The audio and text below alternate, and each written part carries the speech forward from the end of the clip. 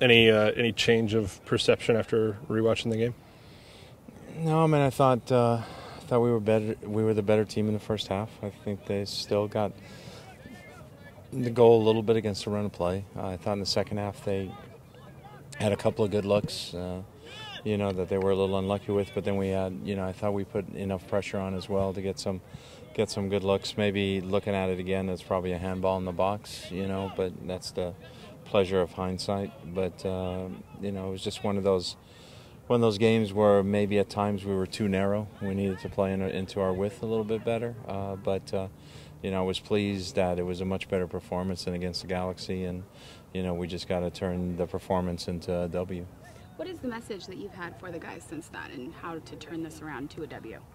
Well, today we just, we looked at the film a little bit and we talked about, things we could do a little better in our attacking play, showed them our successful attacks, where they came from, what kind of play was involved, and when we broke down, what kind of play was involved. So now it's just a matter of, competing a little bit harder, maybe at times, fighting for the ball a little bit, with more desire. But overall, I thought the first, 45 minutes was very good that way. I thought we did a good job of stepping up and closing them down.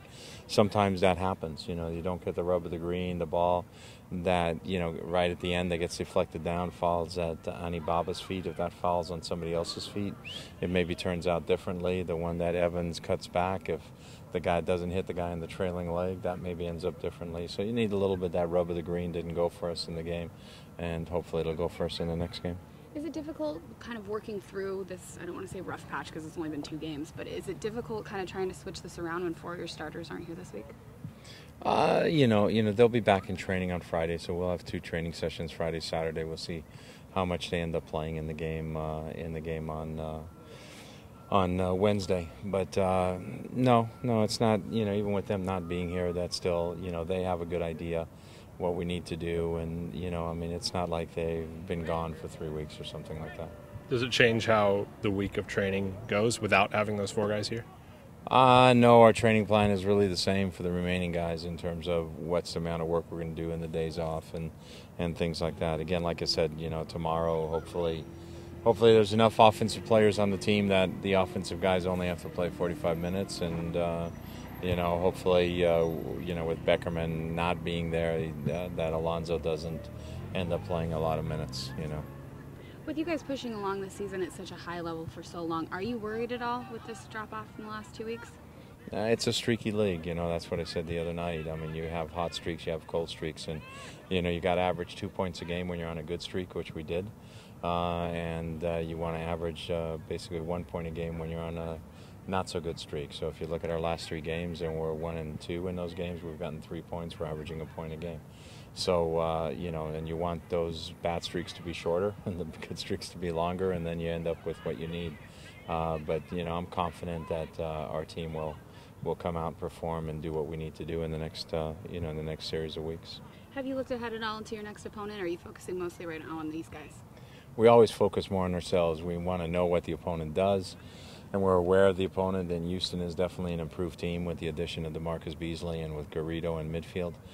So they're a much better team, but and they're much tougher defensively because they were giving up goals, so they really concentrated on that part of their game.